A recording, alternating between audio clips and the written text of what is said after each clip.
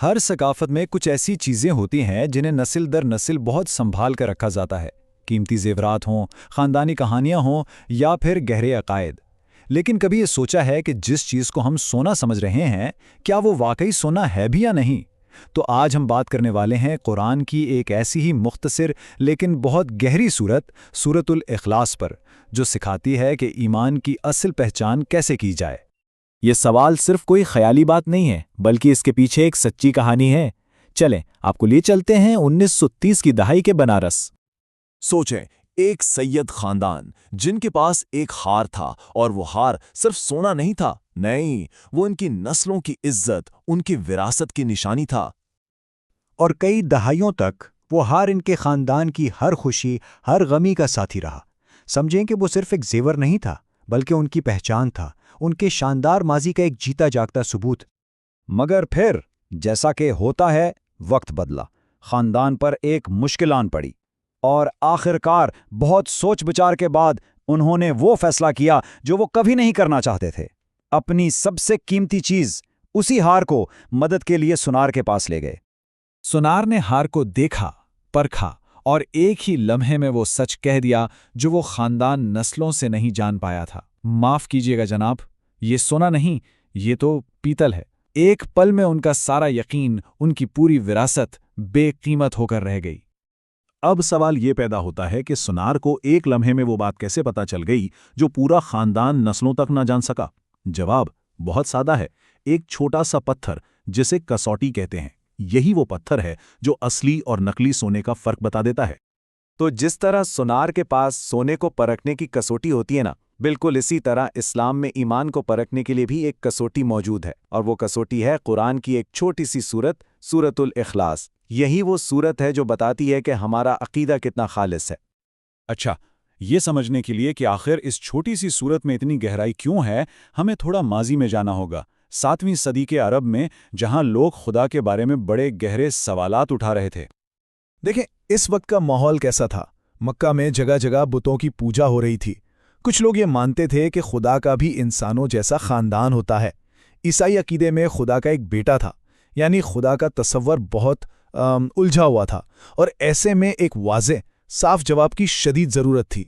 لوگ سیدھا پیغمبر اسلام صلی اللہ علیہ وسلم سے آ کر پوچھتے تھے کہ آپ جس اللہ کی طرف ہمیں بلاتے ہیں وہ ہے کیسا، کس چیز کا بنا ہے؟ کیا وہ سونے کا ہے یا چاندی کا؟ یعنی وہ خدا کو بھی کسی مادی چیز کی طرح سمجھنا چاہتے تھے۔ کچھ اور لوگوں کا سوال تھا کہ اچھا، اگر فرشتے نور سے بنے ہیں تو آپ کا اللہ کس چیز سے بنا ہے؟ انہی تمام سوالوں، ان ساری الجھنوں کے جواب میں نازل ہوئی سورۃ الاخلاص۔ تو چلیں آپ دیکھتے ہیں کہ یہ 4 چھوٹی چھوٹی آیتیں کیسے ان گہرے سوالوں کا جواب دیتی ہیں، اور کیسے پاکیزگی کا ایک مکمل پیغام دیتی ہیں۔ یہ سورت بنیادی طور پر 4 اعلانات پر مشتمل ہے۔ پہلا ہے وحدانیت کا، دوسرا بے نیازی کا، تیسرا اصلیت کا، اور چوتھا اس کی یکتائی کا۔ آئیے ایک ایک کر کے ان کو سمجھتے ہیں۔ پہلی آیت ہے قل هو اللہ احد، یعنی کہو وہ اللہ ایک ہے۔ اب یہاں ایک بہت اہم نکتہ ہے، یہاں لفظ واحد استعمال نہیں ہوا، احد ہوا ہے۔ واحد تو گنتی کا ایک ہوتا ہے جس کے بعد 2، 3، 4 آ سکتا ہے، لیکن احد کا مطلب ہے وہ اکیلا، وہ منفرد، وہ یکتا، جیسا نہ کوئی ہے نہ ہو سکتا ہے، اور جسے آپ ٹکڑوں میں بانٹ ہی نہیں سکتے۔ پھر دوسری آیت آتی ہے اللہ الصمد۔ الصمد کا مطلب کیا ہے؟ الصمد وہ ہے جس کی ضرورت تو ہر مخلوق کو ہے، لیکن اس سے خود کسی کی کوئی ضرورت نہیں۔ وہ کمزور نہیں، بلکہ وہ کائنات کا وہ سہارا ہے جس پر سب ٹکے ہوئے ہیں، جبکہ وہ خود کسی پر منحصر نہیں۔ اور تیسری آیت، یہ تو سیدھا ان تمام سوالوں کا جواب ہے جو لوگ پوچھ رہے تھے۔ لم یلد ولم یولد، نہ اس نے کسی کو جنا اور نہ وہ کسی سے جنا گیا۔ یہ آیت خدا کے لیے خاندان، اولاد یا ماں باپ کے ہر تصور کو جڑ سے ختم کر دیتی ہے۔ تو یہ صرف کوئی فلسفے کی بات نہیں تھی، یہ ایک ایسا پیغام تھا جس نے لوگوں کی زندگیوں کو بالکل بدل کر رکھ دیا، اور ان کے دلوں میں بہت گہرائی تک اتر گیا۔ اس کی سب سے بڑی مثال حضرت بلال ابن رباح کی ہے۔ جب مکہ کی جلتی ریت پر انہیں صرف اس لیے اذیت دی جاتی تھی کہ وہ اپنا عقیدہ چھوڑ دیں، تو ان کی زبان پر صرف ایک ہی صدا ہوتی تھی، احد احد، وہ ایک ہے، وہ ایک ہے۔ یہ صورت ان کے لیے صرف الفاظ نہیں تھے، یہ ان کی طاقت تھی۔ ایک اور بڑا دلچسپ واقعہ ہے۔ ایک صحابی تھے جو اپنی ہر نماز میں سورۃ الاخلاص ضرور پڑھتے تھے۔ لوگوں کو تھوڑی فکر ہوئی، انہوں نے پوچھا کہ آپ ایسا کیوں کرتے ہیں؟